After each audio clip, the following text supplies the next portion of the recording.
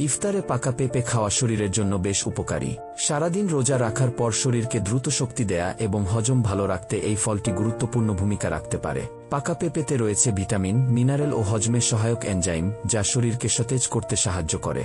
আসুন জেনে নিই ইফতারে পাকা পেঁপে খেলে যা ঘটে শরীরে। হজমে সহায়তা করে। পাকা পেঁপেতে থাকা পাপেইন নামের এনজাইম খাবার দ্রুত হজম করতে সাহায্য করে। এতে ইফতারের পর গ্যাস বা বদহজমের ঝুঁকি কমে।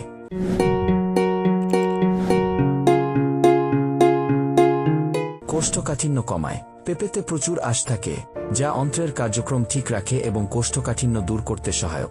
শরীরকে দ্রুত শক্তি দেয়। সারাদিন না খেয়ে থাকার পর পেঁপের প্রাকৃতিক চিনি শরীরে দ্রুত শক্তি যোগায়। শরীর ঠান্ডা রাখে। পেঁপেতে পানির পরিমাণ বেশি থাকায় এটি শরীরকে হাইড্রেট রাখতে সাহায্য করে এবং গরমে স্বস্তি দেয়। রোগ প্রতিরোধ ক্ষমতা বাড়ায়।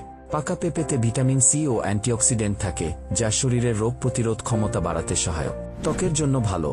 নিয়মিত পেঁপে খেলে ত্বক উজ্জ্বল রাখতে সাহায্য করে, কারণ এতে থাকা পুষ্টি উপাদান ত্বকের কোষকে পুষ্টি দেয়।